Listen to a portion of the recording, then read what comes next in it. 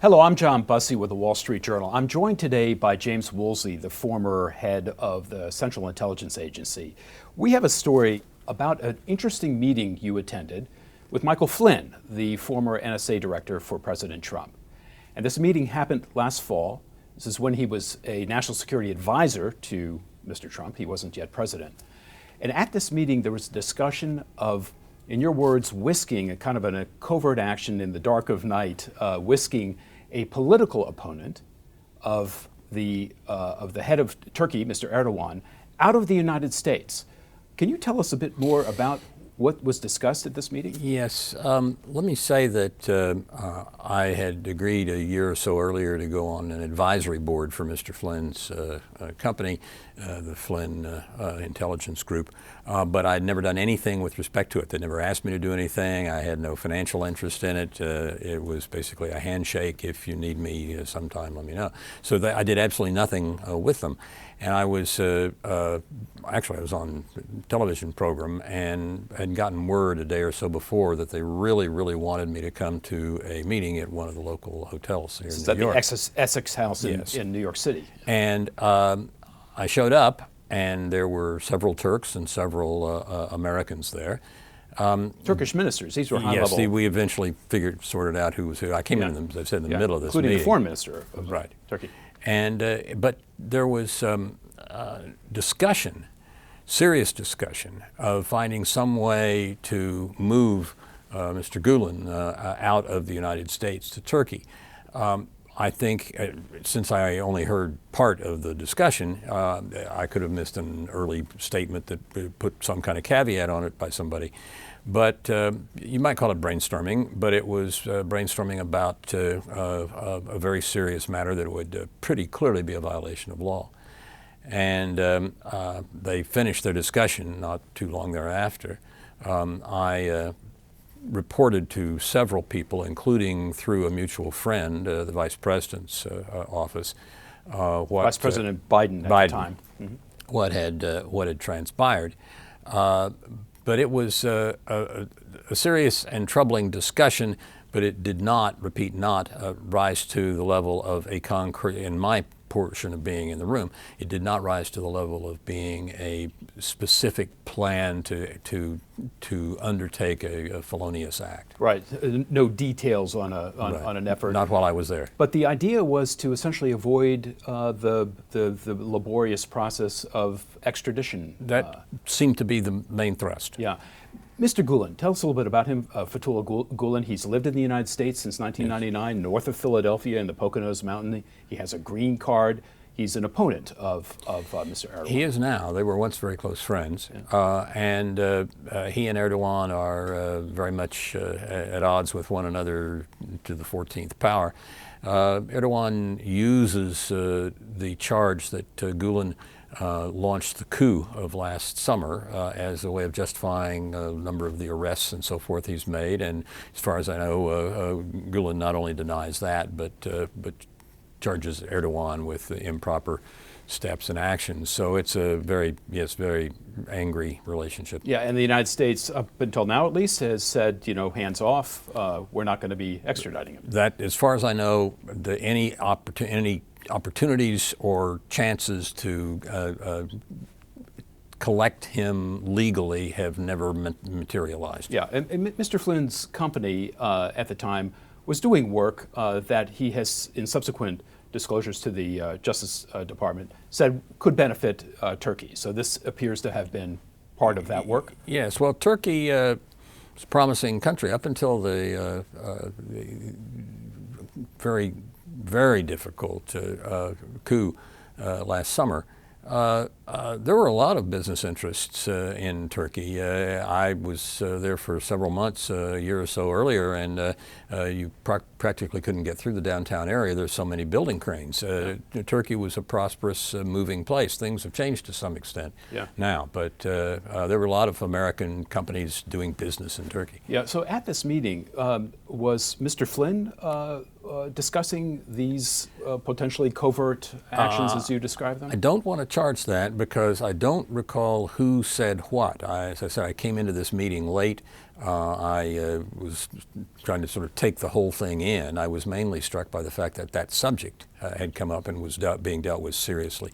But whether or not it was Mike Flynn or one of the other people at the meeting, I don't recall. Yeah, now we should point out that the story, which is on online Wall Street Journal right now, says, quotes a Flynn spokesman as saying that non-judicial physical removal of Mr. Gulen was not discussed. Is that the case? I think it was discussed, but I would not say it was discussed as a concrete, specific proposal. It could well have just been brainstorming, and the discussion could have taken place, a large share of it, while I was not there, because I was late, as I said, to the meeting. Yeah.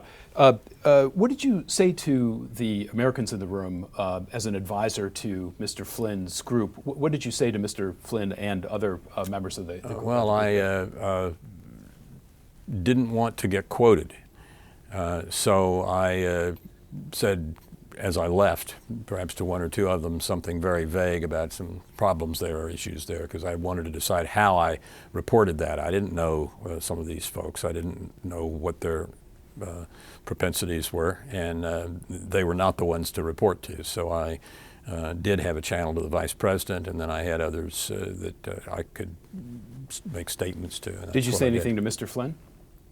Don't recall that I did. Yeah. Was there any kind of reaction from Mr. Flynn, positive or negative, to the ideas? Don't recall between him and the people who worked for him or were advisors to him who were there. I don't want to charge any single individual with having said X, because it was 9 months ago, and I'm not sure. Yeah. Now, you were an advisor to the Trump transition committee for a short period of time. Yes, is that right? From very early September before Labor Day to into the period of time just before the election, and then after the election briefly as an advisor on the transition. Right. And why did you choose to terminate that involvement with the Trump? It wasn't producing anything, and the television stations kept carrying me on their chyron as a senior advisor to the Trump transition, and I really wasn't, and I didn't want to fly under false colors, so I just asked them to take that designation off. It wasn't any major policy issue. I was not lobbying for going back and rerunning the election or anything like that. Right. Now, after this conversation that you were part of in the fall about Turkey, did you continue your advisory relationship with the Flynn Group? No. He put my name and position in for an Agent Registration Act submission that a couple of 3 weeks ago showed up. But one of the Turkish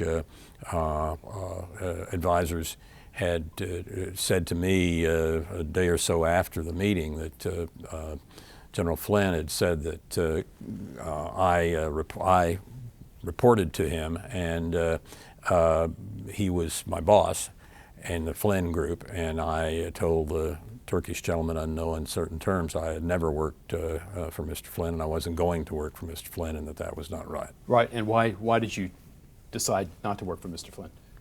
It never came up. I had no interest in working for him. Did they ever pay you an advisory fee for being part? So you didn't take any money from them? And no equity, no nothing. These advisory boards, unlike a corporate board of directors, these advisory boards, particularly around Washington, lots of people go on them. It's basically, in many cases, a kind of, if you need me, give me a call and we'll see if we can work out some terms for me to help you. Yes. But I had never taken any funds from the Flynn Group and never done anything with them. I had never even visited their offices. I didn't know where their offices were. Yeah. We should point out that the FBI right now is investigating the possibility of any connection between members of the Trump campaign and Russia over Russia's interference in the U.S. election. Mr. Flynn's name has come up as one of the people that they might be looking into what contact he did or did not have, and that he stepped down from being the national security advisor to President Trump as a result of not having been forthcoming with Vice President Pence about his contacts with the Russian ambassador. Characterize for me this meeting. When you walked out of the room, did you get a feeling that this was sharp analysis, capable people talking about a real thing that they planned to do, or was it something else? Hard to tell. 6 or 8 people standing around chatting with one another, one saying, you know, I think if we do something, it ought to be like this, and others say, well, maybe like that. It was very casual. It was not particularly focused on detailed planning or coherent, but the subject matter was in several spots, really, I think, quite clearly examining, if only hypothetically, a way in which to get Mr. Gulen out of the United States and back to Turkey. Right. And do you remember any of the language that was used? You kind of recall it now as being kind of covert, the discussion being of covert action taken. Well, how did you come to the conclusion that it was covert action? Well, it would be very difficult without a finding from a court, an extradition order, to show up in full light of day in Mr. Gulen's home and clamp manacles on him and take him to be flown out of the country. We don't run that kind of a society in the United States. If you're going to extradite someone, you go through procedures. You do it right. You don't do something like that. And you may lose. And you may lose, absolutely. Mr. Woolsey, thank you very much for your time. Thank you.